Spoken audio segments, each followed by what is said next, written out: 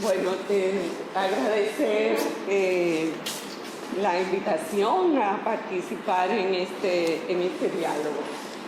Me toca un tema un poco complejo, que es hacer un análisis de las políticas de género en el movimiento afrodescendiente y bueno. Voy a dividir mi presentación en varios puntitos. Primero voy a hablar un poco del contexto, algunas dificultades, la experiencia de la red y recomendaciones. Sobre el contexto, ayer hubo aportes muy importantes sobre el contexto y como punto de partida me parece necesario resaltar los siguientes puntos porque creo que son fundamentales para entender todo el tema de las políticas públicas hacia las mujeres afrodescendientes. Primero, está muy claro que hay un reposicionamiento de sectores conservadores y fundamentalistas, tanto religiosos como políticos, que han ido de manera, digamos, soterrada, acorralando a los estados. La diferencia es que es por vías legales, aunque sabemos que no legítimas. Entonces, yo creo que eso es un aspecto muy importante. Trump, Temer, el no en Colombia, todas esas fuerzas están detrás, lo que está pasando ahora también en Brasil. También yo creo que el agotamiento del modelo económico neoliberal está generando una presión tremenda hacia reinventarse el propio modelo. Un proceso de frágil democracia, ya se hablaba de eso, si bien en la década de los 70, sobre todo al final, veíamos como una gran apertura, vemos con preocupación que eso no pasó de ser una democracia electoral, pero realmente tenemos grandes déficits democráticos en la región, con la consecuente pérdida de credibilidad en las élites políticas y además un gran déficit de institucionalidad. Como yo digo, llevamos 3 décadas entreteniendo a los pobres y a la pobreza y sosteniendo sobre una base muy frágil la gobernabilidad en la región. Y también una crisis de politización y desmovilización de la mayoría de los movimientos sociales, incluyendo nuestro movimiento afrodescendiente. Entonces, yo creo que en ese contexto resulta muy difícil profundizar y hacer avanzar políticas públicas enfocadas en la realidad de las mujeres afrodescendientes. Sin lugar a dudas, Santiago marcó un punto de inflexión en la lucha del movimiento afrodescendiente y en la creación de puentes entre los diferentes movimientos afrodescendientes y la definición de políticas públicas a nuestro favor. Si analizamos las políticas, vemos que realmente Santiago fue fundamental. Entre 2000 y 2008, cuando se hace la conferencia regional de la primera revisión de Durban, digamos que es el periodo de mayor nivel de articulación también del movimiento afrodescendiente y de elaboración de la mayor cantidad de políticas públicas. Y a partir del 2008 yo creo que empieza entonces un proceso de agotamiento, debilitamiento de la institución. Y esto, por supuesto, ha afectado también las políticas que surgieron con mucha fuerza en términos de enfocada hacia las mujeres afrodescendientes. Pero históricamente ha habido una dificultad en el movimiento afrodescendiente para reconocer la especificidad de la subordinación de las mujeres y para entender esa interconexión entre racismo y patriarcado. Esto ha significado que en la mayoría del acervo documental, teórico, de producción, recreación de conocimiento, haya una ausencia del enfoque de género y una ausencia de reconocimiento de las mujeres como un sujeto. Y que muchas veces hayamos tenido que caminar de manera paralela. Porque decimos, si no estamos ahí, si no estamos, nuestra agenda se queda fuera. Y para mí es una cosa emblemática. Por ejemplo, si ustedes revisan el plan de acción del decenio afrodescendiente de las Américas, miren, jamás menciona a las mujeres afrodescendientes. Una cosa impresionante. Nuestro plan regional interamericano jamás hace alusión a las mujeres afrodescendientes. Menciona en un solo acápite una medida que dice, bueno, mantener un enfoque de género en las medidas de acción afirmativa es lo más que se puede aproximar. Entonces, esto es grave. Si no se reconoce, si no se menciona, si no se definen medidas específicas, no es verdad que se van a implementar. Esto se agrava también con el hecho de que a nivel global también ha habido una invisibilización de los afrodescendientes en términos generales. Todos sabemos cuán difícil fue en Durban reconocer también la afrodescendencia. Pero también un caso paradigmático es que si ustedes toman los 17 objetivos de desarrollo sostenible y las 169 medidas, jamás menciona a los afrodescendientes. Hay una ausencia total. En términos generales, y más allá en las mujeres, no hay una sola medida de esas 169 que hagan alusión a esto. Pero peor aún, no hay la palabra racismo no aparece ni una sola vez, ni la palabra xenofobia. Entonces, realmente es preocupante. Esto es altamente preocupante. ¿Por qué? Porque esa Agenda 2030 es lo que va a marcar, junto con la Agenda de Addis Abeba de la financiación para el desarrollo, la que va a marcar la agenda para los próximos años. Es donde van a estar los esfuerzos, los recursos, y ahí estamos totalmente invisibilizados. Yo creo que esto realmente es grave.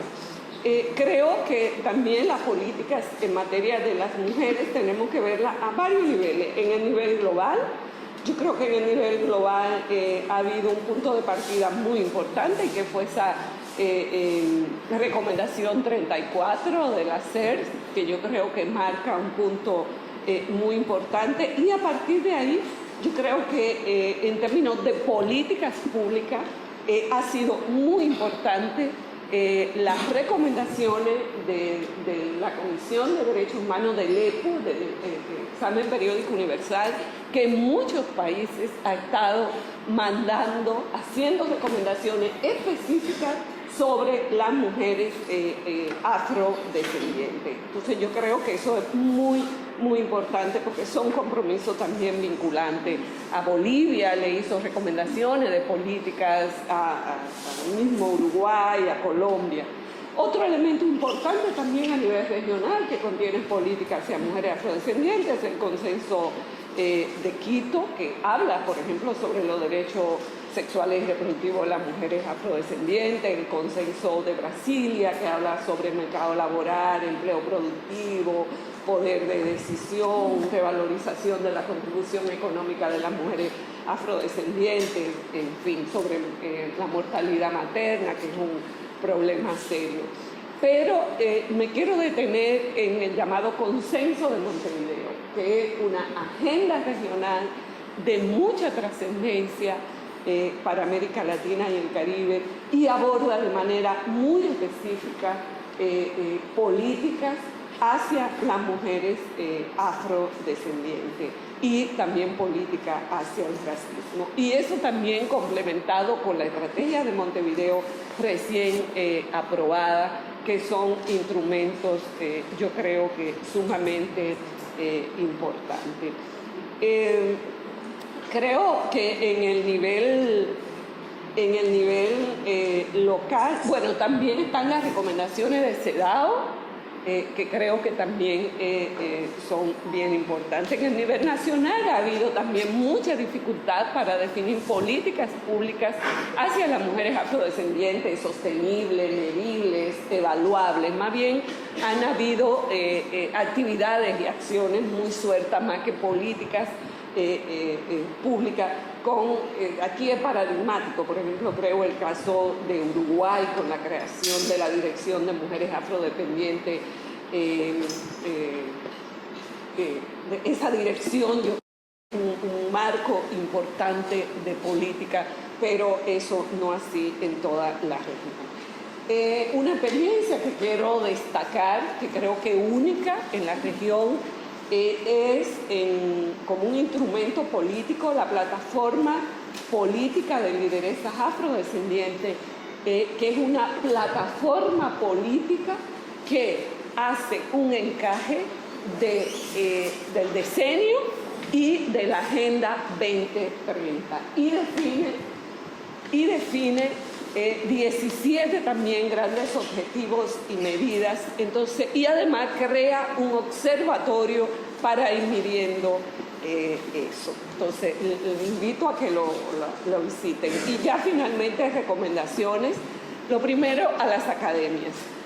Creo que hay que aprovechar también mejor las oportunidades, porque con el agotamiento de recursos es difícil poder hacer estudios específicos, pero tenemos que ver cómo sacar la mejor ventaja. Yo creo que ya hay procesos que están caminando en nuestra región, por ejemplo, las endesas. Entonces vamos a meter algunas preguntas y eso nos va a permitir poder tener datos de las mujeres afrodescendientes, en las encuestas de hogares, en las encuestas del uso del tiempo. Y aquí quiero señalar, por ejemplo, un elemento importante, y es el Barómetro de las Américas, que creo que es el único instrumento de investigación que ha tenido durante varios periodos preguntas específicas sobre la cuestión racial a través de la Universidad de Vanderbilt. Entonces creo que es experiencia importante. Creo también que hay que hacer un mejor uso de los instrumentos internacionales de derechos humanos para presionar, ya sea en el EPU, la CIDH, la Convención de Derechos del Niño, exigibilidad y judicialización. Necesidad de generar un espacio de articulación regional realmente y global. Nosotros no podemos seguir como movimiento afrodescendiente al margen. Toda esta agenda de desarrollo, de financiamiento, se definió con una ausencia de nosotros como movimiento afrodescendiente. Prestar mayor atención a lo conservadurismo. Es nuestra gente la que está liderando todas estas nuevas corrientes, por ejemplo, evangélica conservadora, que ayudó a Trump, que está ayudando a Temer. Entonces tenemos que empezar a dar una discusión sobre eso. Mayor activismo en el plano regional y local, trabajar en el ámbito de la política, realmente la política donde se definen realmente el derrotero de la humanidad. Entonces yo creo que es muy importante tender puentes ahí con la política y finalmente un mayor involucramiento en esa Agenda 2030 y también hay que buscar estrategias para fortalecer el diálogo y tender puentes entre el movimiento feminista y el movimiento afrodescendiente. Muchas gracias.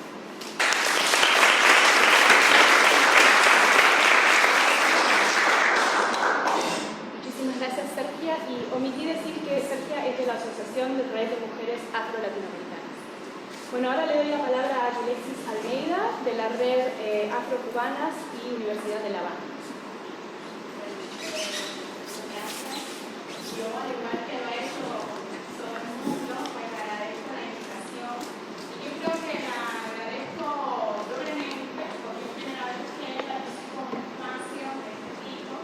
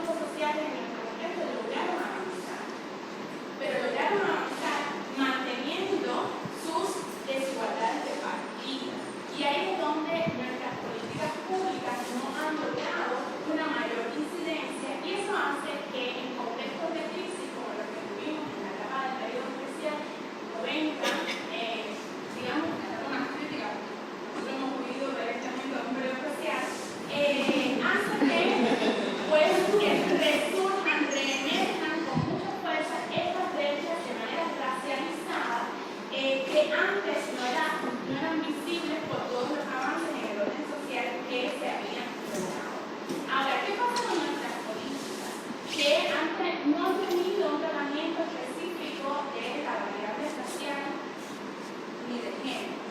¿En qué sentido? Nuestras políticas están orientadas, son políticas en el ámbito de la salud, de la educación, de la alimentación, de la asistencia social, que tienen una influencia en la familia, tienen una influencia en las mujeres, pero no es una concepción de género en cuanto a categorías relacionadas que implica hombres y mujeres, como ambos están representados en un contexto de beneficios y de acceso a los bienestar. En ese sentido también hay determinadas limitaciones en nuestra política. Es una política que está basada sobre todo en las desventajas socioeconómicas y se espera que con el tiempo de derrame tenga una implicación en el resto de las desigualdades.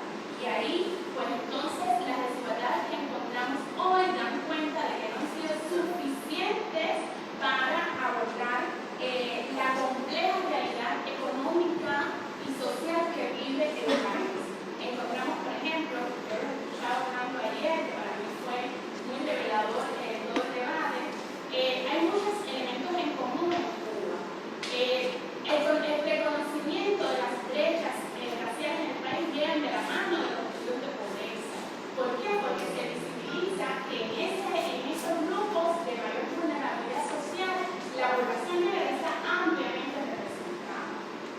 Pero además, dentro de esa población negra que vive como proporción en situaciones de vulnerabilidad, las mujeres negras enfrentan una mayor vulnerabilidad, porque son en su mayoría mujeres jefas de hogar, y la jefatura del hogar tiene una doble mirada. Puede verse como un avance de la mujer, como una ruptura con las concepciones tradicionales en la concepción de la familia y entre lo público y lo privado, pero también puede verse como resultado de situaciones de mayor vulnerabilidad, son mujeres solas al frente del cuidado y atención de la familia, con una mayor vulnerabilidad en el ámbito del empleo, lo que las pone en situaciones de mayor precariedad. Estos son elementos que se combinan también con otros sectores como la educación. En la educación, por ejemplo, encontramos que aún cuando en Cuba se han aplicado políticas de amplio acceso para favorecer a grupos de desventaja social, encontramos que desde la década del 80 hay una tendencia a que hay un predominio de estudiantes blancos de familias de clase alta, estudiantes, hijos de profesionales, de dirigentes, y esto es una tendencia que ha permanecido en el tiempo y que las políticas no han logrado cortar esta tendencia. Y hacemos un estudio sobre el sector de la educación, y esta es la importancia del diálogo con las instituciones, porque creo que desde el activismo social, desde la academia, hay que aprender a dialogar sobre estos temas. Las estadísticas nuestras tienen un serio problema, muchas no están desagregadas, no solo es que muchas no están desagregadas, es que muchas no están disponibles, y esto hace muy difícil también estudiar estos temas y tener una certeza de poder tener un termómetro de cómo se expresan realmente estas problemáticas. Pero en el ámbito de la educación, por ejemplo, encontramos como un resultado de nuestras políticas que la enseñanza universitaria está feminizada. Y esto lo vemos como un logro, efectivamente lo es, pero cuando yo que trabajo los temas y ahora mismo estoy en mi investigación sobre el acceso a la educación superior y las desigualdades por medio de la piel, pregunto, bueno, pero ¿qué mujeres son las que están sobrerepresentadas en la educación superior? Ese era un dato que no estaba visible dentro de las estadísticas que daban cuenta del fenómeno en la educación superior.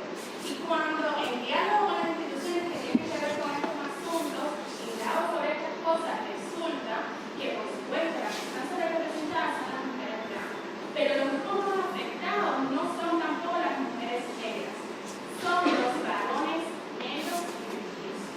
Y no hay una política específica orientada al tratamiento de esto, porque no hay una concepción de género en su aplicación. ¿Qué pasa entonces con el tema de los afrodescendientes en Cuba? Bueno, Cuba se encuentra en un momento favorable, y aquí es la gran polémica de lo que se hablaba ayer, si hemos avanzado o no hemos avanzado. En Cuba diríamos el paso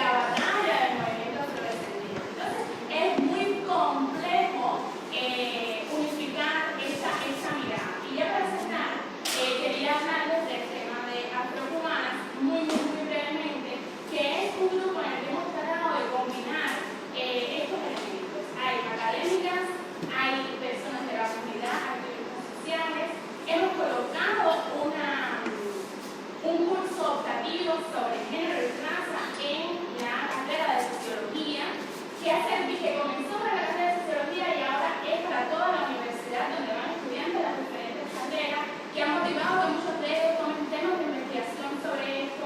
Es un curso donde llevo a activistas como académicos para que puedan interactuar con los estudiantes. Tenemos dentro de Afrocubana una articulación con otros grupos que están trabajando en la temática, como el caso de la red Barriera Afrodescendiente, como el caso de Magia, que ya lo pudieron escuchar ayer. Bueno, aquí también hacemos simbiosis de talleres a nivel de las comunidades. Y esto también hemos llevado el tema a los medios, y esto ha sido un ejemplo, de alguna manera, en nuestro contexto, para ir sembrando la semilla de la necesidad de la articulación entre los diferentes grupos que estamos trabajando el tema. Y por último decir que siempre le digo a mis estudiantes, cuando empezamos el curso, el primer día, que digo, bueno, esto es un tema que compete solo a un grupo de personas. Yo voy a decir quiénes determinadas condiciones y quienes las cumplan pueden salir del aula porque simplemente el tema no les toca. Yo digo, bueno, se pueden ir del aula quienes sean hombres, blancos, rubios, de ojos azules, altos, de clase alta, que viven en la capital, que viven en Verado, Miramar, Robledo, que son barrios residenciales en Cuba, que están en los sexuales y católicos. Todo el mundo se queda sentado en la silla y de pie. Entonces, la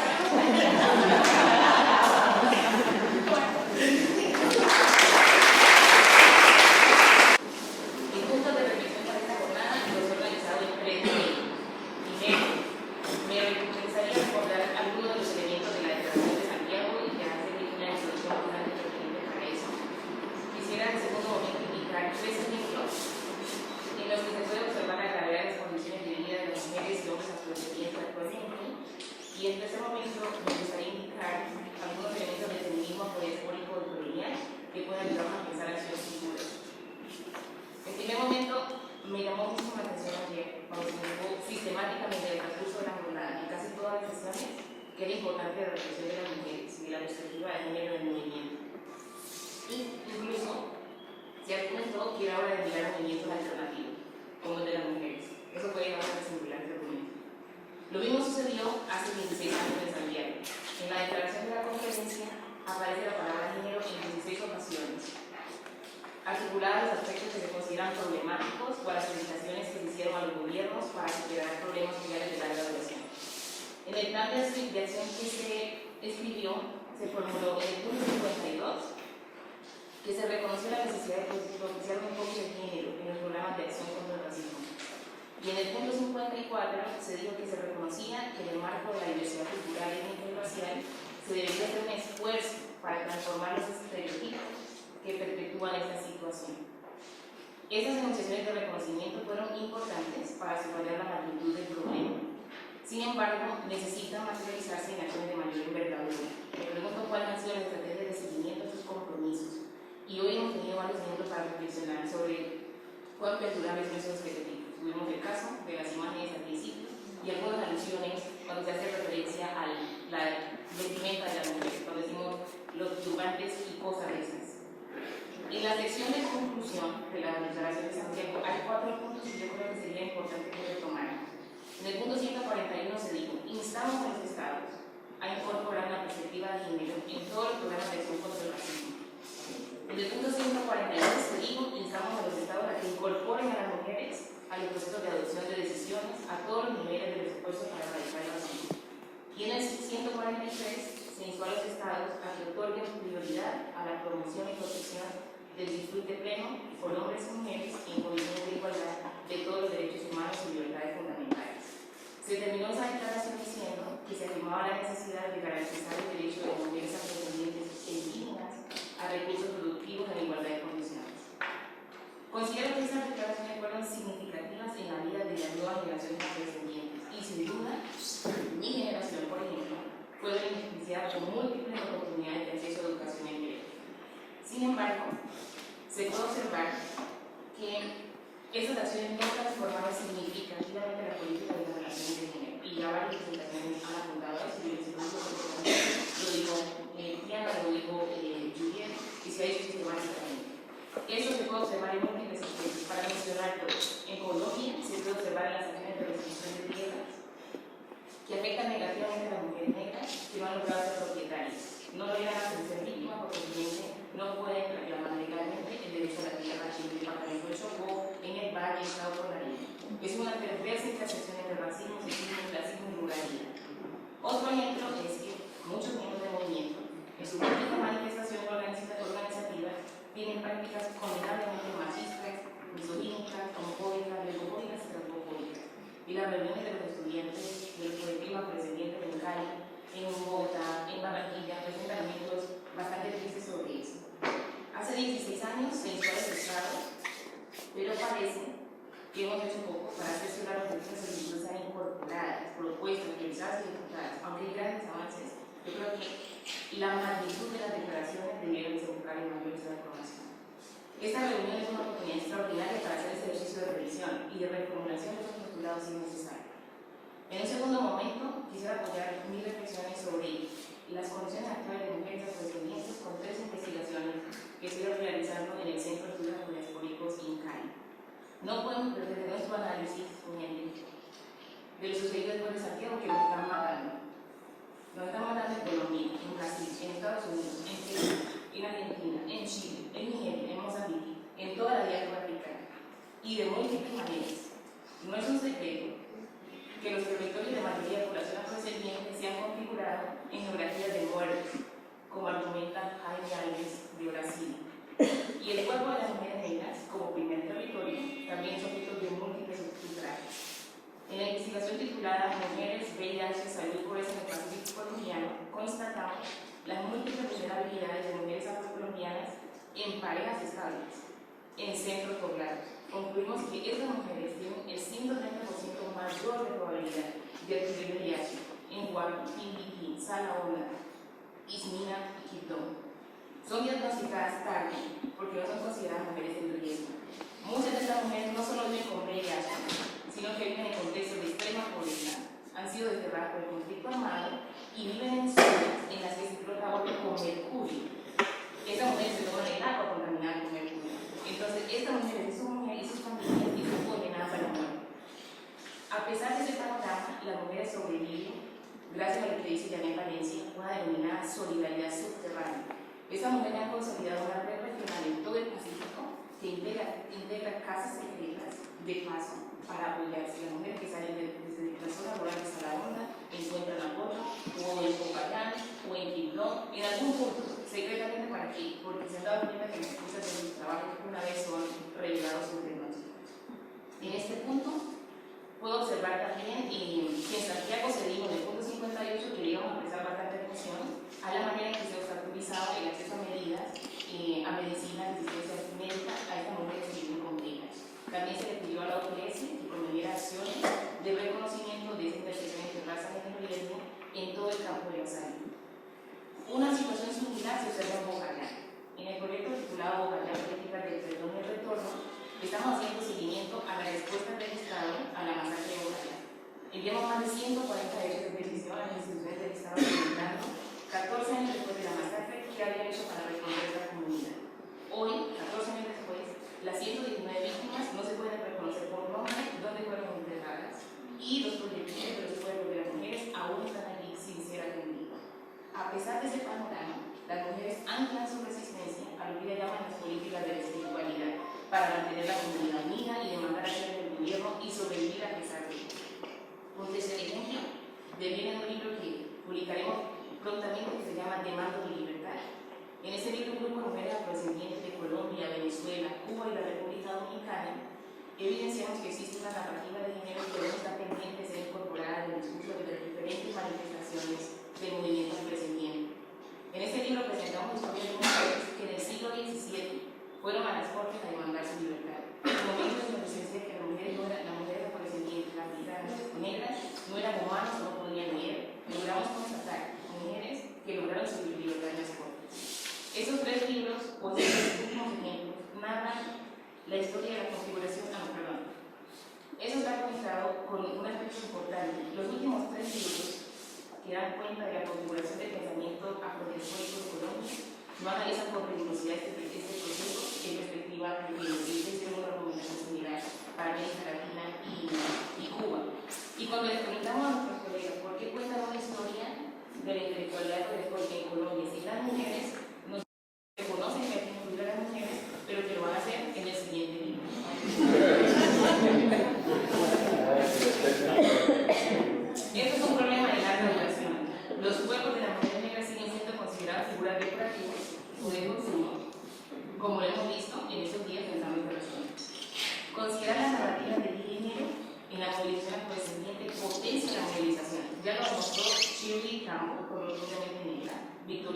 estudios como el Milagro Negra y Ayer Magia con mi belleza. En los 90, Nina de esta firma argumentó que era necesario estudiar las contribuciones de las mujeres negras. Lo mismo hizo Juana Camacho en el 2004. Lo mismo hizo la propia Mara Vivero en el 2011. Lo hicieron las mujeres de la red y lo vienen haciendo sistemáticamente en los últimos 10 años, más de 10 años, más de 30 años. Y en el 2016 aún debemos argumentar que los estudios afrocolombianos afrodescólicos deben narrar las experiencias de hombres y mujeres afrocolombianos por igual o afrodescendientes por igual. Esto es tan inverosímil desde mi punto de vista como que aún tengamos que argumentar que Black Lives Matter. Por fuera de los libros de la situación de memoria, en las sesiones de reunión de múltiples organizaciones afrocolombianas, todavía el discurso que prevalece es un discurso primordialmente masculino, que considera la perspectiva de género un asunto idiomático, que se resuelve insertando las y los en el proceso de edición de los textos y los comunicados. Para cerrar, el tercer momento de esta reflexión, es importante que retomemos elementos del feminismo afrodescólico de colonial, como lo argumentó también Agustín ayer, que pueden ayudarnos a pensar acciones futuras. Esta práctica feminista se está consolidando en los intersticios, como bien lo dijo Sergio, de todos los movimientos, de todos, del movimiento de género, del movimiento afrodescendiente, de los movimientos de trabajadores, de los movimientos sindicales, está en todos los intersticios. Es importante pensar este movimiento como un proceso, lo hemos dicho, como una agenda de investigación, como una estrategia de movilización social, como una práctica de solidaridad, también lo hemos dicho, y como un reclamo de justicia restaurativa. Argumentamos que la conspiración, como lo hicimos esta mañana, feminista afrodescólica, ha sido una metodología, una forma de acción que ha posibilitado preservar la vida de muchas y de muchos en África global, como lo argumentan Hilary López. Los ejemplos que deben destacar de mujeres que reclamaron su libertad en el siglo XVII, las mujeres que viven con VIH y que hacen todo lo posible para sobrevivir en el Pacífico, y las mujeres de Ujayán dan cuenta de ello. Espero que estos ejemplos nos sirvan para explorar otras rutas de movilización. Muchas gracias.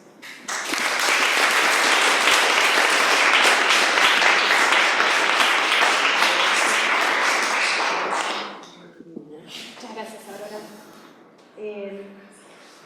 Ahora vamos a escuchar a Mara Viveros de la Universidad Nacional de Colombia. Muchas gracias. Como todas y todos, voy a agradecer la posibilidad del aprendizaje, un aprendizaje que también no solamente ha sido, digamos, muy situado, también ha sido intergeneracional, y eso me parece importante. Ya pocas veces había tenido la oportunidad de estar más o menos con 44 personas tan diversas en torno a una mirada común. Pues también me siento muy honrada de haber estado precedida por personas a las que admiro mucho en distintas generaciones, y también quiero señalar que como docente siempre siento que aprendo muchísimo de quienes, de mis estudiantes y de quienes son más jóvenes, así que estoy muy contenta también de estar en este panel. Bueno, yo creo que muchas de las cosas que pensaba decir, ustedes las han avanzado, yo voy a rápidamente a señalar que efectivamente no hemos salido con el uso retórico de la palabra género y que hacemos reconocimientos fáciles, pero yo creo que voy a ir de una vez a la parte que era final, y es un poco señalar que seguimos entendiendo género como sinónimo de mujeres. Y nosotros también vemos cómo se dio el acuerdo de paz cuando se utilizó el espantajo de la ideología del género empezó a ser cada vez más reducido y género quedó convertido en mujeres, y no solamente en mujeres, sino en mujeres víctimas de conflicto armado. Es decir, las mujeres podemos ser protegidas como víctimas, pero hay mucha dificultad para pensarnos todavía como agentes políticas. Eso me parece importante señalarlo. Y, es decir, ¿por qué es preocupante? Porque nuestros compañeros, cuando hablan de género, siempre piensan en mujeres. Nunca se piensan a ellos mismos como consumidos por el género ni como seres sexuados. Es decir, nunca se asumen como hombres y como hombres heterosexuales que también tienen privilegios. Estábamos hablando ahora de los hombres blancos, heterosexuales, rubios o rojos azules, pero que acumulan como todos los elementos asociados a la dominación, pero sabemos que en la realidad nadie concentra, o sea, nadie ocupa, o sea, las categorías de superpoder predominante o superdominado no son categorías teóricas. En la práctica la situación es más compleja y también, es decir, ¿qué hacemos de los privilegios? Entonces, yo creo que la parte de las cosas que hemos querido siempre las mujeres negras se pueden contar más con hermanos, padres, colegas, vecinos, como apoyo justamente en nuestras luchas. Y yo quiero decir que las mujeres negras en Colombia, por ejemplo, incluyeron en sus agendas temas que parecían al principio muy masculinos, como la defensa del territorio o, digamos, la transformación del desarrollo, del modelo de desarrollo económico, criticando justamente los modelos extractivistas, cosas que generalmente se asocian a la economía, al mundo masculino, pero hemos visto pocos hombres caminando en la dirección contraria, incorporando sus propias agendas, temas como por ejemplo el de la violencia sexual que se ejerce contra las mujeres. Es decir, no las toman como parte de sus agendas y sobre todo, por ejemplo, nunca se asumen, nunca por ejemplo piensan en los estereotipos que también los construyen a ellos como hombres racializados. Pienso, por ejemplo, que los hombres, y hablo de hombres negros, racializados como negros, son objeto de control policial en gran medida. Y eso es un estereotipo típico que al mismo tiempo muestra la infiltración entre sexismo y racismo, pero pocas veces los hombres hablan de ellos en esos términos, de cómo por ser hombres racializados como negros, son más objeto de control. Eso podría ser un ejemplo importante. Por supuesto que es muy importante el tema del feminicidio y queremos que los hombres tomen a cargo eso en sus agendas, que además las agendas masculinas siguen pensándose como las agendas generales. Pero también nos parece importante reflexionar efectivamente sobre la muerte de estos hombres, sobre, digamos, la cantidad, es decir, los hombres negros están poniendo cifras muy altas en las muertes justamente ligadas al conflicto armado. Entonces, hablamos un poco de eso y también es hacer desaparecer a los hombres negros y a las mujeres cada vez más hombres. Eso es un asunto donde están muy implicados sexismo y racismo y necropolítica. Entonces, eso es como para dar ejemplos que me parece muy importante, por una parte, ampliar la noción de género, y la otra cosa es que conectamos de manera muy difícil los desarrollos de la agenda de género con los desarrollos de la agenda del movimiento antirracista. Es decir, en el campo de género se han hecho desarrollos, por ejemplo, donde se cuestiona la alineación entre el género, sexo, prácticas sexuales y orientación sexual. ¿Sí? Pero ese tipo de debates no se incorporan en la agenda de los movimientos antirracistas. Por ejemplo, ha habido trabajos que han mostrado cómo en las religiones de matriz africana hay una disociación entre género y sexualidad. Y hay trabajos muy interesantes como el trabajo de Rita Laura Segato en Brasil, donde muestra esa disociación. Pero cuando hablamos de los movimientos raciales, siempre pensamos el género como igual al sexo. Entonces, también ha sido muy difícil posicionar reflexiones sobre lo que son digamos, la diversidad sexual y esta disociación. Yo creo que hay un montón de temas que se han desarrollado en la agenda de género que no se incorporan. Y eso también sucede viceversa. Es decir, ha sido muy difícil que el feminismo latinoamericano asuma el racismo que también lo constituyó. Es decir, para las mujeres feministas latinoamericanas, marxistas, que se creían justamente, que querían tener un discurso siempre liberador, fue muy difícil imaginar que ellas también concentraban privilegios y poderes y aceptar que ellas también estaban efectuando esos excluyentes y racistas. Entonces también, y eso sigue sucediendo. O sea, recientemente un spot publicitario de Teatro Casa Ensamble en Bogotá utilizó en la publicidad un diálogo entre una mujer blanca, supuestamente emancipada, que le estaba enseñando a su criada negra, en esos términos, que las mujeres podían usar pantalones y que las mujeres podían acceder al voto. Es decir, suponiendo que la mujer negra criada era una mujer menos desarrollada intelectualmente y que tenía que aprender de la mujer blanca emancipada lo que era la liberación de las mujeres. Estoy hablando de algo que sucedió hace 15 días, ¿no? Entonces, esa colonización discursiva que había sido denunciada por Chandra Mohan en el año 84 sigue estando presente.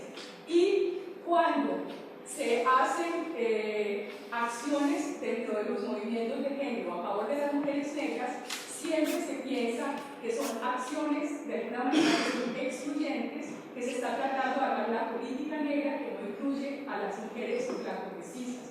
Es decir, seguimos entendiendo el proyecto del movimiento negro no en términos políticos, sino en términos identitarios. Y también creo que tenemos que pasar de la política de las identidades a los proyectos políticos que inviten a hacer alianzas. Y en ese sentido, lo afro es de quien se quiera sumar a la lucha del pueblo afro y quiera asumir esas reivindicaciones. También creo que las luchas antirracistas tienen que tocar temas como el de la blanquidad de las élites políticas latinoamericanas. Así como es muy importante visibilizar la masculinidad y las relaciones de género, creo que estamos en hora también de trabajar mucho más sobre esa blanquidad no nombrada de las élites políticas latinoamericanas y pensar, por ejemplo, los réditos políticos que trae tanto la blanquidad como la masculinidad en el ejercicio político. Pero no sé si me... Te queda un minuto si querés resumir.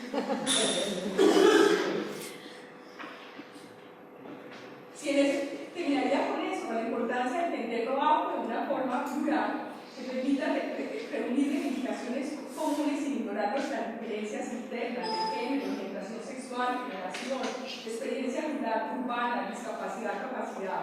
El punto de anclaje de las identificaciones puede ser distinto y múltiple, pero debe haber una agenda mínima política común. Es un poco es una inquietud que hemos tenido a lo largo de toda esta conferencia. Entonces, ¿en qué consistiría esa agenda política común? Aurora señalaba ahora que hay que estar en los intersticios de todos los movimientos. Probablemente esa sea la agenda política común, pero parece que se disuelve. Y también habría que pensar, o sea, cómo el racismo está en el corazón de mucho del proyecto neoliberal. Es decir, lo vemos como cosas separadas, pero creo que una mirada radicalmente interseccional nos puede mostrar cómo son sistemas de dominación que se conocen. Gracias. Violenta, con el alma encabritada, la caen entre las piernas, uñas en forma cuervo, dreads estilo de montaña inexpugnable, dreads estilo de montaña inexpugnable, con el puño de Black Panther feminista, es decir, de nueva era, con violencia cimarrona de pezones forma estaca, agotados por la succión de mis críos y el tropel de mis maridos quilombolos, y el tropel de mis maridos palenqueros, quilombolos, palenqueros. Andaría siempre en pose de carrera, no por cobarde, no, por atenta, en cacería siniestra de latinos coloniales que corrieron 4 siglos avanzados en maratón trampa doping esclavista, en maratón trampa doping esclavista. Yo violenta, escupiría borbotones sus veredas y en el piso, resbalados en el hueco de mi esputo, ya caídos, fracturados, me sentara en sus ombligos para lamer sus mejillas rosadas y anaranjadas. Y yo violenta, casi en 4, por pantera y no por puta, rugiría monte adentro, al ver sus pieles a lo lejos, malolientes, encostradas, descompuestas, es decir, negras, sus pieles malolientes, encostradas, descompuestas, es decir, negras. Y quizá me preguntara, si les hubiera dado a escoger por pregunta de a millón, me dicen negra por violenta o por violenta negra. Pantera negra de nueva era. Vamos conmigo. Pantera negra de nueva era. Pantera negra de nueva era. Somos afrofeministas en América Latina. Somos afrofeministas en América Latina.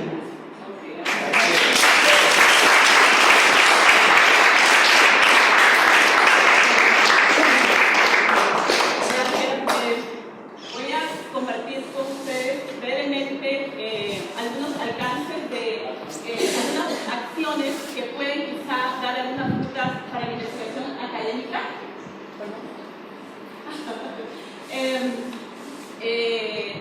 Bueno, Lulú es una organización que tiene sede en Perú. Yo vivo en Nueva York, pero sigo trabajando en Perú. Esta es básicamente una idea que va a cerrar como proyecto auspiciado por AESI en febrero del próximo año, que se llama Rostros de Violencia, Rostros de Poder. O sea, conceptualmente nuestra idea ha sido la siguiente. Tenemos un contexto donde había indicadores sobre violencia de género y afroperuanas. Ha sido un trabajo que se inició políticamente en 2011 de gestión y de incidencia para lograr estos indicadores, que luego se benefició por el contexto peruano y por la decisión política de algunas instancias gubernamentales en generar indicadores sobre el pueblo afro. En enero del 2015, el gobierno aprobó modificar la ficha de registro de mujeres que van o hombres y mujeres que van a denunciar violencia en las instancias del Centro de Emergencia Mujer del Ministerio de la Mujer. Eso se encaja con que precisamente nosotros en enero del 2015 iniciamos este proyecto. ¿Cuál ha sido el objetivo principal? Primero, lograr que esta ficha sea aplicada, que los funcionarios pregunten a las personas la raza, porque el tema con los indicadores es, a pesar que la modificación está, los funcionarios obviamente no sabían si la debían aplicar, creían que estaban siendo racistas al aplicarla. El otro objetivo político de nosotros es, ya por dos investigaciones previas hechas, una sobre sexualidad en el pueblo afroperuano, que había hecho para el Ministerio de la Mujer, y otra sobre políticas de género para PPPA, y además del trabajo del equipo de Lulú por 14 años, habíamos identificado que el insulto racista, en el caso peruano, es una de las manifestaciones más explícitas de violencia hacia la mujer afrodescendiente. O sea, sabemos que los insultos son comunes en todos los países, pero el caso peruano es sui generis y particular, ¿no? Entonces, nuestro objetivo político ha tenido, por un lado, el hecho de capacitar a los funcionarios. Hemos logrado capacitar a funcionarios, a 110 funcionarios a lo largo de este tiempo. Estamos nosotros ahora apelando a que en esta ficha se incluya una pregunta para saber si dentro de la agresión que la persona sufrió hubo un insulto racial.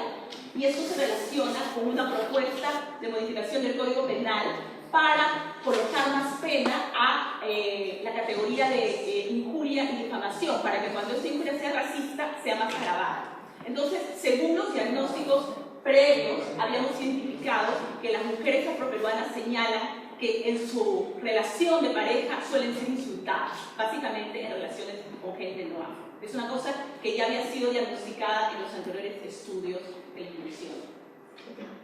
Bueno, la presentación fue de la campaña en el Congreso de la República hace como 2 semanas. Hemos nosotros generado este lema de lleva tus cuentas, trenza la historia, con la idea de las cuentas africanas y con la idea también de contar, es decir, de ser contadas. Hemos logrado el apoyo de algunas congresistas y el objetivo, como les digo, va hacia la reforma final de la ficha para incluir el insulto, ¿no? Además ya de los avances que menciono que hemos logrado. Este proyecto tiene a su vez un componente que me parece que puede ser el más interesante para ustedes, que es una investigación. Esta investigación ha implicado la entrevista a profundidad a 35 mujeres de diversas regiones del país, en la cual se ha tratado de explorar toda esta intersección de raza y de violencia de la cual todos ya sabemos que existe. La publicación final va a seleccionar a 9 mujeres que ellas hablan con nombre propio, con sus fotos, han autorizado que sus entrevistas aparezcan. Y la segunda sección va a ser un estudio un poco más interdisciplinario con categorías más convencionales sobre la misma problemática. En términos generales, ¿qué cosa es algo que me parece muy interesante compartir? Ella es Delia Zamudio, una líder afroperuana muy conocida. Esta es solamente la foto y el título de la historia que va a venir después. Casos como ella que comenta, por ejemplo, cómo su mamá fue ofrecida a las monjas o al servicio religioso porque el temor de la familia, que como la niña había sido más blanca o había nacido más blanca, tenía miedo de que sea violada por alguna afro, porque era muy codiciada. Entonces, son situaciones un poco particulares, sórdidas en muchos casos, que ustedes van a poder leer cuando esta publicación salga, ¿no? Tenemos, por ejemplo, otras situaciones muy comunes de pareja, donde se relaciona una mujer afro con alguien no afro, y si el hijo sale claro, la familia del marido trata de quitarle el hijo para poder criarlos, porque de alguna manera ha sido blanquito, ha salido claro y ya puede insertarse dentro de la familia, pero fuera de la madre, ¿no? Entonces, estas son algunas de las situaciones comunes identificadas. Este es el caso del Reina Ormeño, de 30 años. Hemos entrevistado a su madre, a ella, y ella tiene a su vez una hija de 12 años.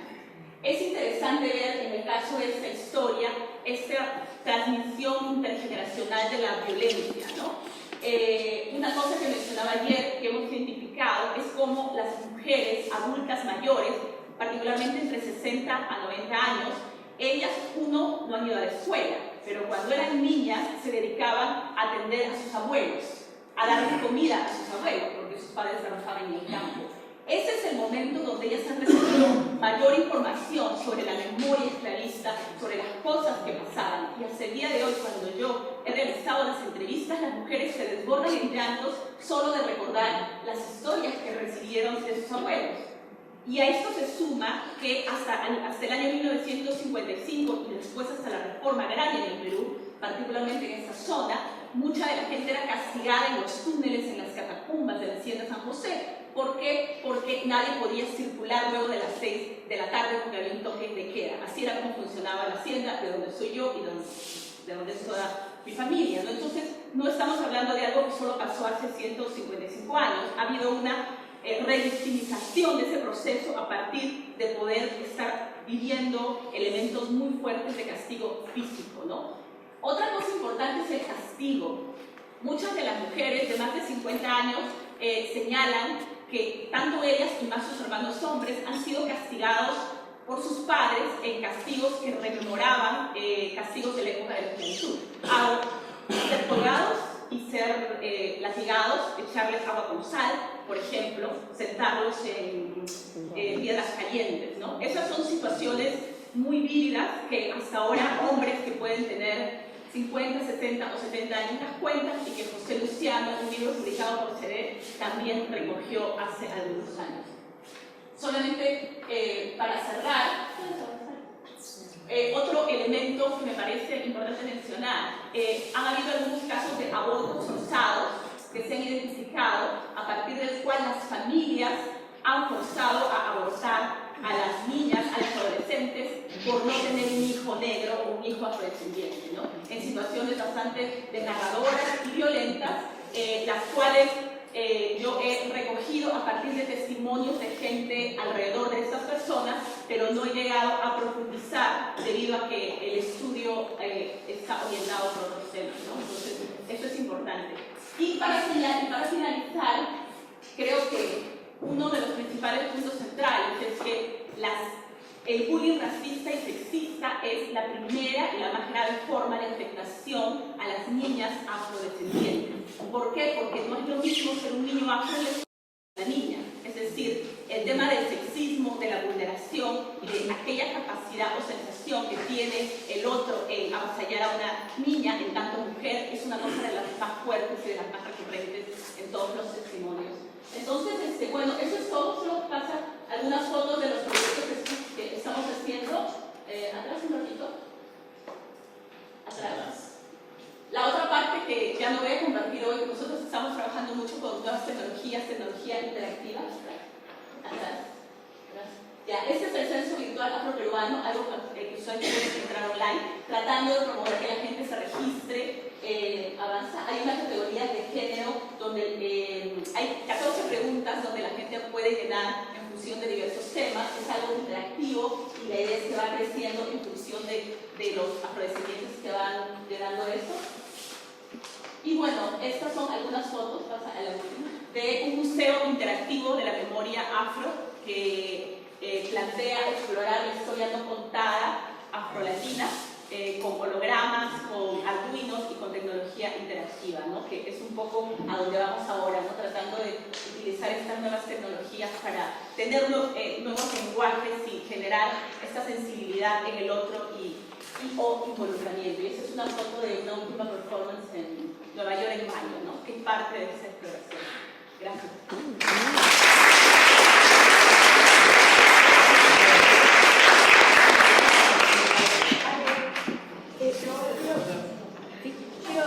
Vamos hasta la 1 más o menos. No, 15 minutos. 15 minutos, sí. Bueno. Yo puedo seguir. Porque como corrido. Sí, Sí, yo solamente quiero agregar que este plan de la OEA tiene el tema de género transversalmente, empezando desde el título, las y los, que a mí siempre me hacen bromas en el trabajo porque me dicen, cuando le digo las y los, siempre me dicen, tú de nuevo con el las y los, y ahora el tema del lenguaje inclusivo. Y cuando estuve en Argentina por el tema de adulto mayor, cuando empecé y dije todos y todas, me señalaron de kirchnerista. Así que, porque paso por eso, el tema de tú bien como Argentina lo sabes. Y además quiero también algo que trajo a colación Netia, que es el tema de las organizaciones evangélicas.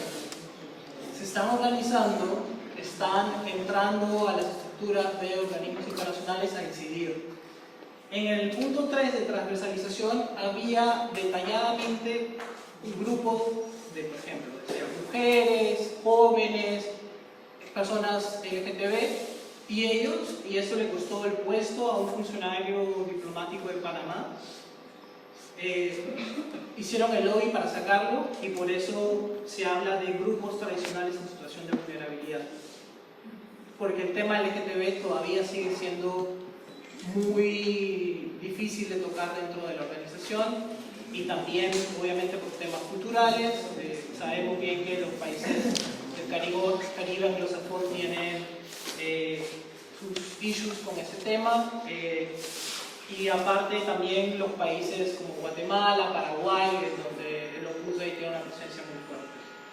Y otro tema que sí quiero rescatar es también precisamente este tema, y vas a ver, y lo voy a leer porque aquí está el autor de esa propuesta, que es Don Queens, que habla de promover la recuperación, recolección y divulgación de historias afrodescendientes. La propuesta original fue historias matrias y ahí hubo un debate y se puso particularmente de las mujeres para que visibilicen y den voz a sus aportes a sus comunidades, organizaciones y familias.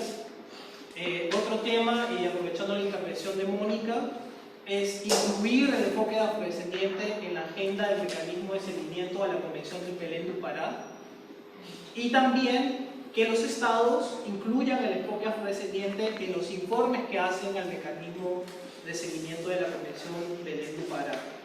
Y otro tema controversial, precisamente también, y bien lo dijo Mara, este tema de género, es también que las mujeres afrodescendientes LGTB no se ven representadas cuando se hablan de mujeres afrodescendientes, y ahí es algo que también se debe conversar. Y si entramos más allá, las mujeres trans afrodescendientes también no se ven representadas, y ahí creo que hay que generar un debate al interior del movimiento de mujeres afrodescendientes también para promover su inclusión, y por eso no se incidió tanto. Y lo otro, el tema de salud sexual y reproductiva, que también fue un debate muy fuerte, que se quedó, pero hubo una negociación muy tensa, y por eso verán que no se habla de derechos sexuales y reproductivos, sino de salud sexual y reproductiva. precisamente porque los países más conservadores no querían que se reconozca el tema de derechos sexuales y reproductivos. Básicamente para explicar el contexto de la negociación. Gracias, Roberto. ¿Recuérdame tu nombre? Candelaria. Candelaria. Bueno, primero, mi compañera empezaba diciendo que, bueno, se burlaban o señalábamos que decía Lácido. Invito a todos y todas a que lo digamos. Nos demoramos más hablando, pero es lo que no se nombra lo existe. Entonces, ha sido una estrategia de patriarcado de no mencionar a ellas y a las para invisibilizar, para que las personas no reconozcan que se puede ser. Entonces nos demoramos, pero es una forma de posicionarnos y decirlo si estamos aquí presentes. Yo creo que las compañeras han puesto suficientes elementos y argumentos para que los movimientos sociales, las organizaciones afrodescendientes, hagamos los análisis, las reflexiones y nuestras propuestas desde una perspectiva de género. Y entendamos, ayer salió y nuevamente lo volvió a retomar Mara, la perspectiva de género no nos divide, nos fortalece y nos invita a que hagamos luchas desde una perspectiva equitativa, que hagamos luchas mirando diferenciadamente cómo afecta toda esta historia, lo que estamos viviendo ahora, y también podemos decir lo que está por venir, diferenciadamente tanto a los hombres negros como a las mujeres negras. Y a partir de eso podamos hacer propuestas también diferenciadas, porque somos distintos y aquí lo han planteado, vivimos la historia, hemos sido afectadas de forma distinta y diferenciada a los hombres. No quiere decir que nosotros hayamos sufrido más o estemos sufriendo más o seamos más afectadas que los hombres, sino somos afectadas de forma diferenciada, por lo tanto deben haber estrategias de forma diferenciada. Creo que la interseccionalidad también es otro elemento que tiene que estar presente en todos estos análisis y debates. Nos permite mirar cómo las triples discriminaciones que vivimos o las nos permite también analizar cómo desde diversas formas somos afectadas y también entonces cómo se hacen estas propuestas también de esa forma diferenciada. Entonces lo último es invitar a todos esos hombres y también a las otras personas que están en esos escenarios donde se definen estas agendas globales y también locales para que tengan presente y tengamos presente la perspectiva de género. Me preocupa mucho que no estemos en estas agendas globales, pero luego cuando uno mira en lo local, en las políticas públicas tampoco estamos las mujeres amplias. ¿Agustín? Sí. Bueno, felicito al panel porque fue muy iluminador y demuestra lo que me parece que es importante reconocer, y es que hay que ir más allá de la perspectiva de género y hay que hablar del feminismo, ¿no? Y el feminismo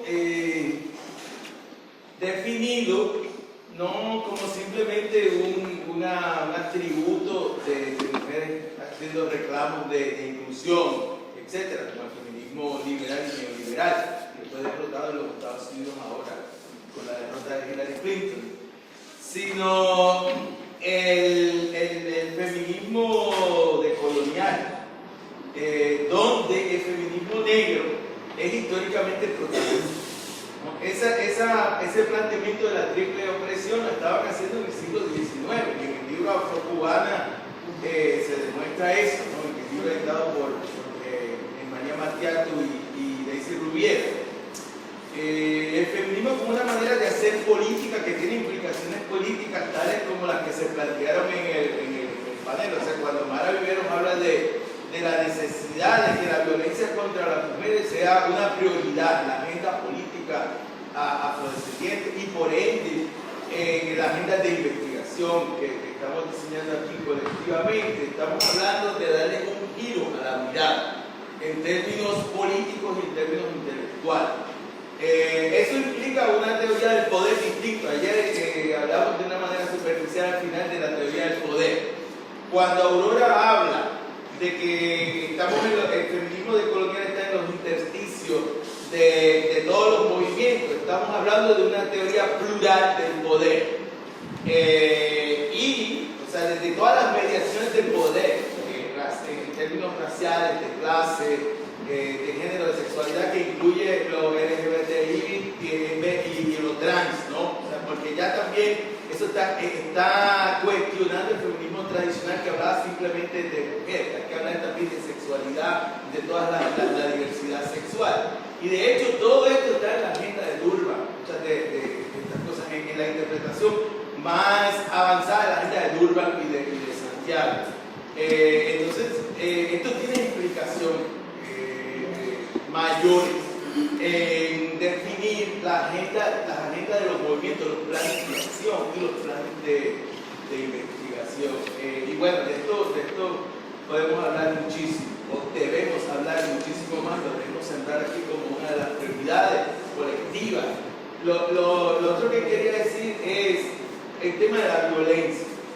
O sea, una de las reflexiones que hemos tenido aquí es cómo caracterizar esta coyuntura, este momento, el retorno de la derecha, del conservadurismo, de la nueva agenda de supremacía blanca, y la investigación de Mara es importantísima sobre la blanquitud acá en Colombia. Es algo que hay que hacer en toda la región para entender este momento que estamos viviendo ahora, y eso viene acompañado por una visibilización de la violencia, ¿no? que siempre ha estado ahí, porque el racismo tiene un carácter evidentemente violento, y esa violencia tiene una particularidad en el cuerpo, la geografía del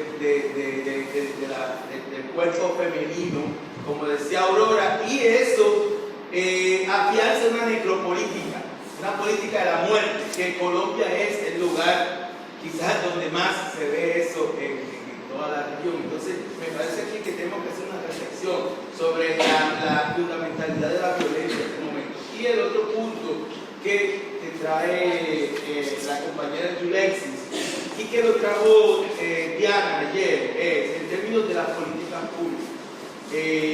Esa desigualdades entrelazadas que el concepto de interseccionalidad visibiliza y nos da una mirada y una política hacia eso, implica el repensar las políticas públicas en una combinación de políticas universales y políticas diferenciales, que debe ser una de las prioridades en términos de nuestra agenda y nuestro análisis y diseño de políticas públicas.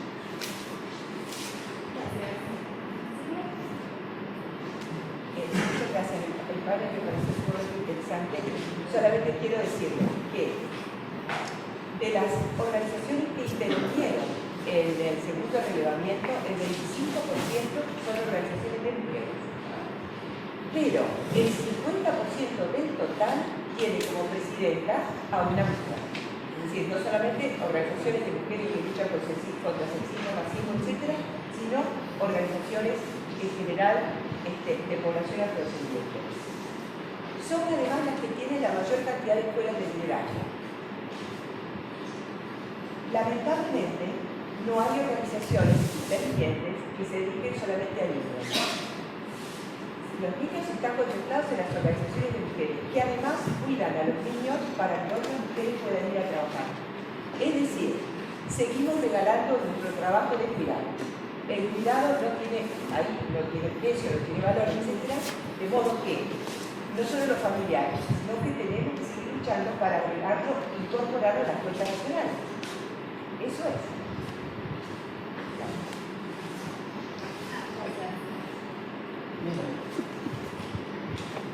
La verdad, ya lo dejaba ver claro, cuando uno escucha todo esto, a pesar de estar aquí en 2016, a uno le da la impresión y tiene cierta sensación de estar hablando de hace un siglo, ¿no? Muchos lustros atrás, es decir, es como si estuviéramos anclados en el tiempo, en este tema de género y de luchas de mujeres y feminismo. Y uno se puede apresurar entonces, después de Santiago, el movimiento afrodescendiente y los estudios afrolatinoamericanos no han incidido realmente en transformar la situación y ni siquiera la percepción frente a la importancia y los aportes de la mujer. Es Eso está claro. Ahora, uno cuando se va al campo de la experiencia es palpable. Nosotros, aquí en Colombia se desarrolló un proyecto, Planeta Paz, que nos enseñó mucho a Aurora y a mí nos encontró con muchos sectores. Fue una escuela bien significativa. El principal, la meta del programa Planeta Paz era que los sectores populares se encontraran y se fortalecieran. Dentro de ese sector el LGBTI. Andábamos en ese entonces coordinando el Pacífico y llamaba la atención como uno de los obstáculos era la risa, la burla de los líderes. Cuando le decíamos, vamos a una reunión de mujeres lesbianas, vamos a una reunión de homosexuales, eso se burlaba de nosotros. Era literal, no era imaginado. Entonces, como que ustedes están perdiendo el tiempo, ustedes, ¿y eso de dónde? En Buenaventura, hacer una reunión con el sector LGBT en Buenaventura fue un suplicio. O sea, era como si nosotros estuviéramos llevando malos consejos a los jóvenes en Buenaventura. Era una percepción, y eso aún hoy no se ha superado. Eso permanece absolutamente vigente. Y creo que efectivamente hay que trabajar paralelamente a eso, o como parte integrante de eso, el tema de las otras masculinidades. Porque de otra manera es más complejo aún. Porque, como decíamos cuando hablábamos del racismo y de la discriminación racial, y creamos la cátedra de estudios antropológicos que no ha tenido los efectos que esperábamos aún, es que tenemos que trabajar también sobre la mentalidad del racista, tenemos que meternos ahí, tenemos que incidir. Entonces tenemos que evitar que se sigan formando hombres machistas y el conjunto, tanto hombres como mujeres, sobre la lógica del machismo. Con la agencia con el Centro de Formación de la Cooperación Española, una vez convocamos a un taller sobre otras masculinidades, solo para hombres. Y todo el mundo continuó eso. ¿Cómo así? Un taller solo para hombres, ustedes que son maricas. Cosas como esa. Entonces yo creo que aún es mucho lo que hay que trabajar, no solamente, ojo, en términos de la sociedad, sino al interior de nuestras organizaciones, al interior de nuestros líderes y de nuestras lideresas, porque aún se asume que muchas veces se está perdiendo el tiempo o distrayendo en cuestiones que no son sustanciales, cuando podríamos dedicar a discutir temas más importantes.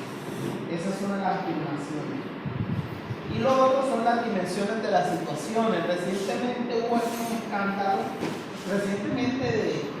empezando la semana, los colombianos que están aquí hace 2 o 3 días, porque en un barrio de Bogotá, un señor de 38 años de edad, de estrato 7, de familias muy prestantes, en su camioneta gris, llegó a un barrio, comió a una niña a las 9 de la mañana, iba a llevarse también a un niño, se lo llevó, la familia dio aviso a la policía y a las 9 de la noche encontraron a la niña de 7 años, violada, maltratada y asesinada. Y mordida.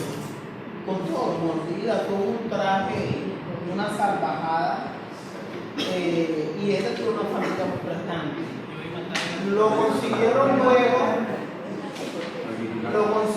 luego en una clínica que lo habían internado por sobredosis, pero se supo que esta era parte de una estrategia porque primero intentaron llevarlo a una clínica de psiquiátrica.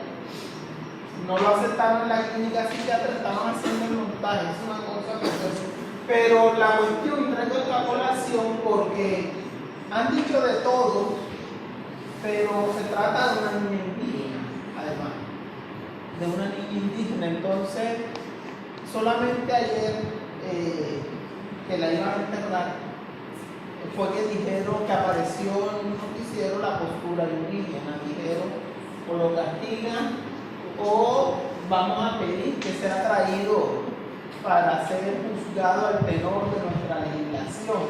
Porque muchas veces lo que pasa es eso.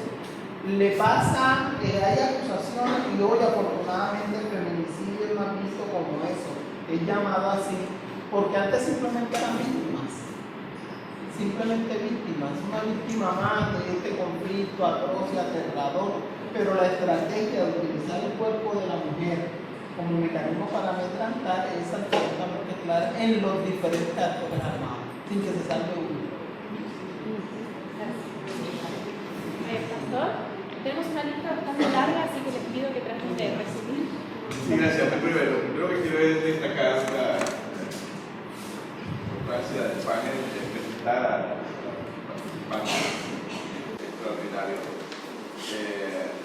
En segundo lugar, señalar que, bueno, el camino es largo, que es muy importante que, a propósito de lo que decía Roberto, en estos foros internacionales donde se debaten estas declaraciones, estas decisiones, haya participación, que no seamos solo reactivas, porque allí se reflejan las líneas rojas que existen al interior de los países con respecto a distintos temas, incluidos el que nos ocupa, que en realidad que nos parecían de pronto muy lejanas. Ustedes recordarán que cuando estaba discutiendo la declaración sobre los derechos del hombre, la señora Olimpa Legó fue condenada a la guillotina porque ella pedía que se colocara simplemente de seleccionar los derechos del hombre y de la mujer. Por esa sola petición fue guillotinada. De manera que es importante, estos escenarios son relevantes, nos parece a veces que son cuestiones intrascendentes, pero insisto, ahí se reflejan las posiciones de los gobiernos anteriores y que vale la pena seguir. Les dejo allí. Muchas gracias. Tengo a Eri. Falar em português, tentar. Sou Eri Marques, sou historiadora brasileira e tenho 20 anos de trabalho com a história lá das comunidades quilombolas de Nogueira, de Rio de Janeiro. E eu estou muito impactada com a habla de Mônica Carrillo, em especial sobre a violência dentro das famílias. Onde está a Mônica? Gostaria muito de ter contato, intercâmbio, tem um trabalho similar, mas maravilhoso. Gostaria de falar.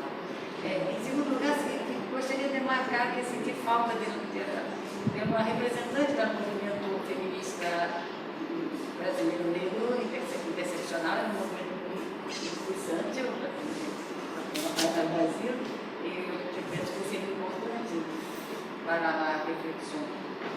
E por fim, todavia estou muito impactada com a performance desta manhã e gostaria de falar sobre isso. Pela sua eficácia para denunciar a violência das mulheres negras, pela naturalização da intersexualização das mulheres negras. Pero, como feminista, não me gusta tampar meus corpos pelas mulheres. Gostaria de fazer uma sugestão à universidade, tanto que é necessário decolonizar essas imagens, de dizer que nome, quem são as modelos, as mulheres, que foram os pintores, a história pelas imagens, e elas expor em um espaço apropriado, não na entrada da biblioteca.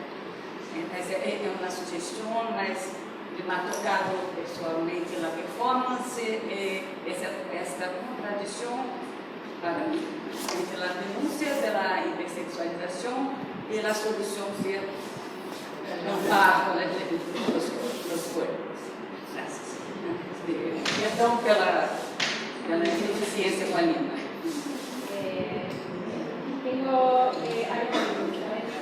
Yo quisiera hablar un poco sobre ausencia en este programa, porque esto es una autocrítica que me hago a mí, a Silvia y a Alejandro de la Fuente, porque cuando hicimos el programa pensamos en género, no pensamos en interseccionalidad, no pensamos en sexualidad, no pensamos con personas con necesidades diferentes o especiales.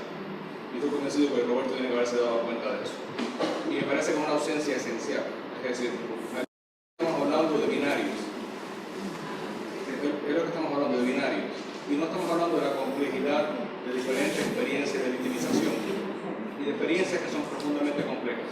Es muy curioso que sea este panel enfocado en género quien haya hablado de interseccionalidad, he hablado de heteronormatividad, y es el panel que realmente ha sacado estos temas, que han quedado completamente ocultos.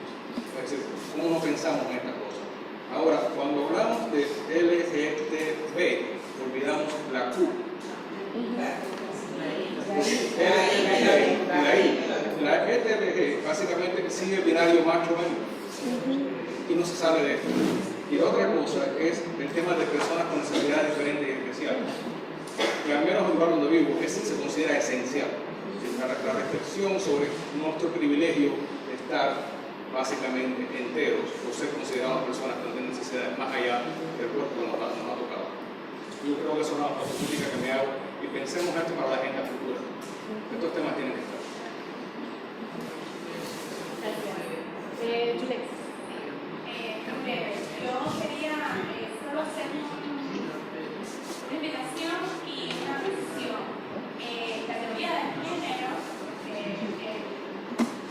Agustín hablaba de que hemos visto allá en el feminismo, pero no podemos olvidarnos que el género también es un aporte al movimiento feminista y además específicamente del feminismo negro, que logró descentralizar la masculinidad hegemónica, la acción política de la categoría mujer, y que también es el germen de lo que es como interseccionalidad, que ha trascendido el marco de los estudios de género para llegar a las políticas. Se habla de interseccionalidad estructural, pero se habla también de interseccionalidad política, a partir de cómo las políticas con una acción unidimensional pueden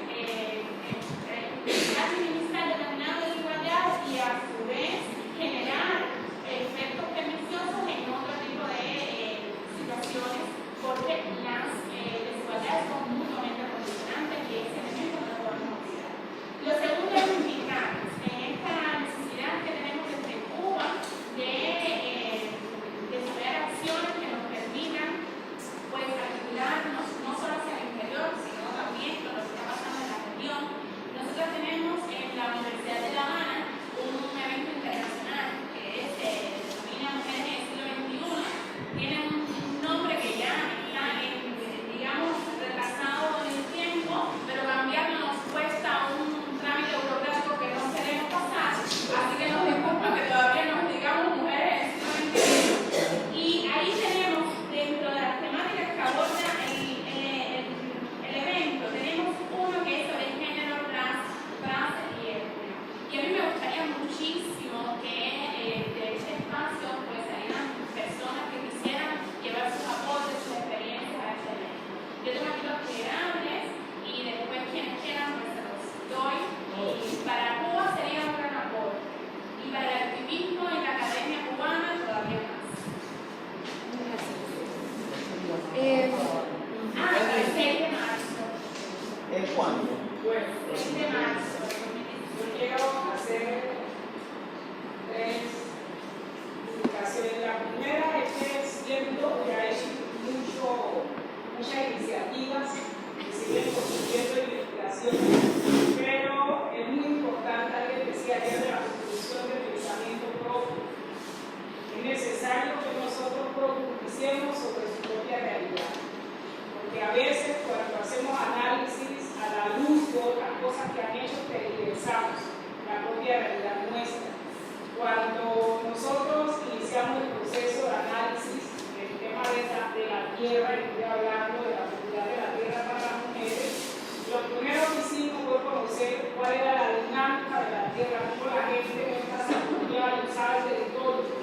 Y lo que conseguimos, a diferencia de los indígenas, que los indígenas tienen una sola propiedad colectiva. En el caso de las comunidades negras, nosotros heredamos por el lado de la madre y heredamos por el lado del padre. Y ninguno de los dos le quita lo que es del otro, porque eso viene de toda la tradición familiar. Entonces, cuando se habla de territorio colectivo, eso no se toca porque eso se sigue manteniendo la esencia de la comunidad.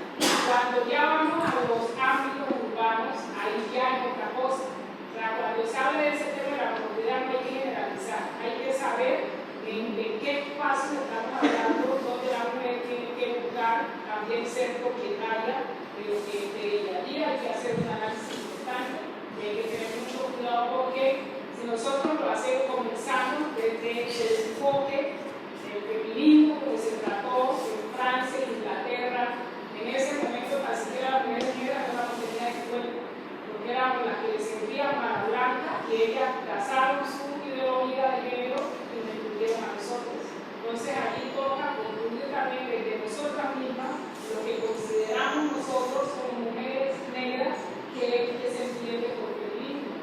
Cuando iniciamos nosotros el proceso, estábamos mujeres, aquí estoy hablando de 36 años de trabajo conjunto que hemos podido llevarlo con varios compañeros de esos. Yo siempre nos mandaba a la comisión de género. Yo siempre me negué. Yo quiero estar en la comisión de territorio. Si había comisión económica, yo me voy para la económica. Porque las mujeres tenemos que tener una visión global de la realidad y nos vamos ganando así como nosotros vemos a la mamá, que la mamá de nosotras en la casa controla todo. Todo lo controla la mamá. Cuando llegan a preguntar por algo, el compañero le dice, pregúntele a ella que ella que sabe.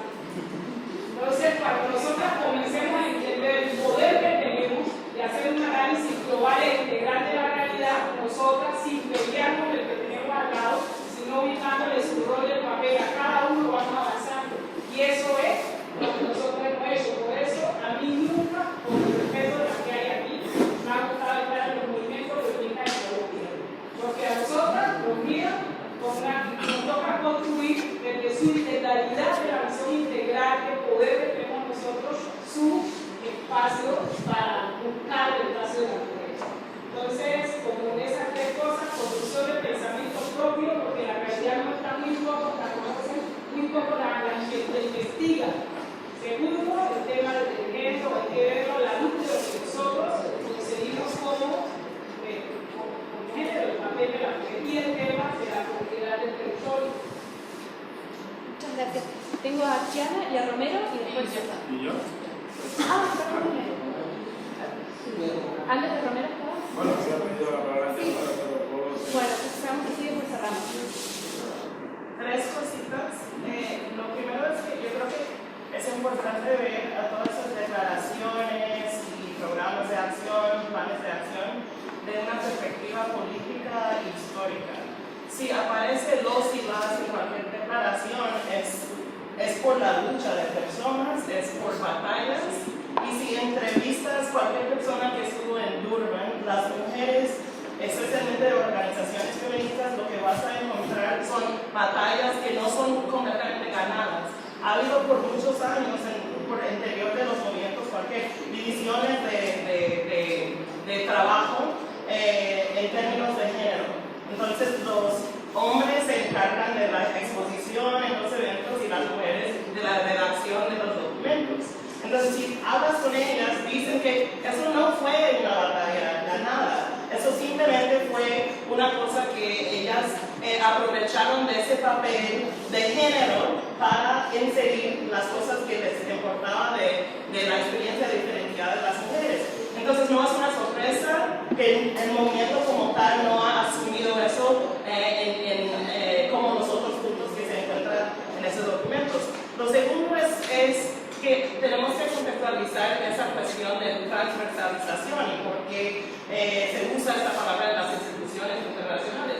Eso viene del movimiento feminista blanca que quería no tener los temas del género aislados allí. Exactamente lo que dice Zulia, que por qué las cuestiones de género no se trata de economía, de las cosas pesadas y eso de las cosas de peso, ¿no? Entonces era una manera de pensar en eso transversalmente, ¿no? Pero acaba en muchos casos de práctica siendo una borración, borra en vez de transversaliza, y hay que tener cuidado de ese riesgo de borrar, ¿no?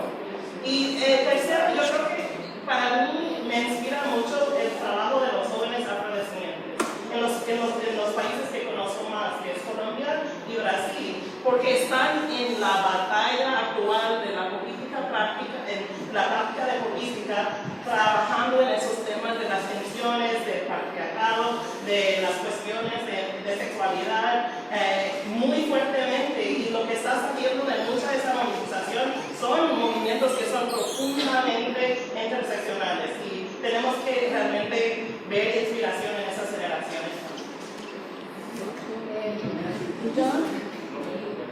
No, lo mío es todo lo que escuché aprendí tanto. Yo quiero hacer un pedido a Alejandro y a la mesa. Acabo de ver un documento famoso, no puedo decir cuál, YouTube, Sergio, escuché a mi compañero. Pero realmente mucho tiempo. No se oye aquí. Mucho tiempo. Mucho. Y no creo que se cierre con esto. Pero si quiero pedir a la mesa, si es posible, imprimir, no sé cómo, lo que se ha dicho acá, porque para mí hay conceptos que son nuevos. Sinceramente, estoy aprendiendo, y lo quiero decir públicamente, estoy aprendiendo. Y me parece que esos elementos necesitan un estudio para tomar posición. Uno tiene una posición general que siempre la defiende, siempre está ¿no? Pero ustedes, las compañeras, todas, han planteado un enfoque que en los años que llevo militando y hace mucho, hacía años que recuerdo. Años. Y elementos nuevos que me parece que le pido a la mesa si puede hacer el esfuerzo de hacer un librillo especial con este tema. Con este. ¿No? Porque tenemos que aprender todos. No alcanza a decir que soy solidario con esto. La compañera colocó el tema de tierra, la compañera colocó el tema de la economía. Digo, y en esto yo creo que hay un gran retraso del movimiento negro en general de comprender en esencia el tema. Y por lo tanto pido a la mesa las posibilidades de hacer un librillo o de pasar todos los documentos acá a los cierros, porque eso, para uno, yo aprendí. Y bueno, quizás Romero me leyó el pensamiento de lo que iba a decir sobre esto, porque he estado muy atento a las cosas que se han dicho y sobre todo el panel que acaba de me motivó a pensar en la necesidad de que en la coyuntura actual es necesario que tengamos una minuta de contexto de lo que está pasando con el movimiento negro y los afrodescendientes en la región. ¿Por qué lo digo? Porque todo este año 2017, al menos es mi sensación desde el Ecuador, ¿no? Todo este año 2017 yo he estado más o menos como asombrado por 2016. Estaba asombrado por una especie de quietud, ¿sí? Frente a las circunstancias que están pasando a nivel global, un silencio. Y cuando se da esta reunión tan importante, bueno, faltan algunos colegas que seguramente darán sus excusas por su no asistencia, pero todas las cosas que se han dicho aquí, los planteamientos, no solamente los de este panel, sino todos los planteamientos, nos convoca a que tenemos los insumos para hacer una breve radiografía de lo que está pasando con los afrodescendientes en este momento, en el 2016. Entonces mi convocatoria es que más que declaraciones, más que, bueno, es importante el tema de la agenda, muy importante porque el doctor Pastor lo mencionó, pero más que declaraciones, este es un evento de corte académico donde convoca a muchas visiones. No sé cómo podríamos hacer, compañeros, para tener lo más inmediatamente posible una síntesis de 5 o 6 cuartillas que pudiese circular en toda la región y que nosotros podamos dar cuenta de a final de este año cuál es la situación muy apretada a partir de todos los elementos que hemos dado aquí. Sí, yo puedo decir algo. Un poco, y terminamos con este, nos vamos a avanzar ya. Rosa pidió la palabra también. Ya, Rosa. Tenemos pensado nosotros, además de estar grabándolo completamente igual que el año pasado, sí habíamos pensado en hacer las actas escritas, porque no todo el mundo se pone durante 10 horas frente a la computadora a escuchar lo que pasó. De todas maneras, estamos en una época del año en que es como difícil ponerse a trabajar. Yo no sé si en muy poco tiempo podremos, eso lo pregunto en general, si en muy poco tiempo podremos tener un documento como para ir pasando. Sí, claro, sí, la reunión es totalmente diferente al que Si es la transcripción de... es lo que escuchamos en este panel. Eso sí lo puedo hacer. Ese elemento, nada más. Yo entiendo lo que he dicho, pero lo que se dijo en ese último panel. Sí. Acá un resumen de una página y una página. Entonces, con base en esa página podrían trabajar, un cuerpo de trabajo. Eso podría ser una tarea de panel, de panel. No, de este panel quieren las cosas concretas y esto se puede hacer, siendo un solo panel de la transcripción, esto se puede, yo lo podemos hacer. Ahora, la idea de yo creo que es buena también, son dos ideas difíciles. Una es el tema de que trae 5 páginas. 5 páginas no más. Yo te propongo que son 5 páginas que recojan todos los conceptos y las ideas del orador. Es una especie de relatoría.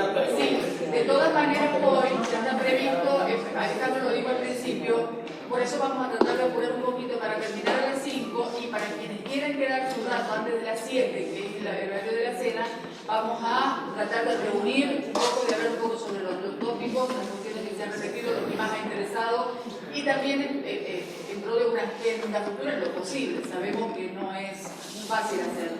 Bueno, terminamos con la presentación. Un segundo, descargar la propuesta de John, descargarla y hacer la siguiente propuesta. Con un pequeño grupo de trabajo a participar en él, que haga ese documento y que se defina que yo me propongo acompañar a Silvia, a los organizadores en ese grupo. Creo que con 5 personas más, a lo mejor alguien más pudiera ganar. Yo podría también. Sí, entonces hay una comisión ahí encima de la sesión y a trabajar en eso, trayendo previamente. Lo segundo que yo quería destacar es para poner todavía más polémico este panel, es que nosotros en el 2015, lo estamos haciendo en Medellín, declaramos prácticamente la necesidad de integrar la categoría de género para revivir una categoría que fuese de manera mejor lo que está pasando en el terreno de género y sensualidad de infraestructura. Y declaramos la idea de que la categoría de mayor manipulación política colonial es la categoría de género. Y que si queremos avanzar más allá de esa categoría, hay que integrarla, hay que deconstruirla, hay que ponerla en función de la lucha, porque hoy es una categoría de manipulación política.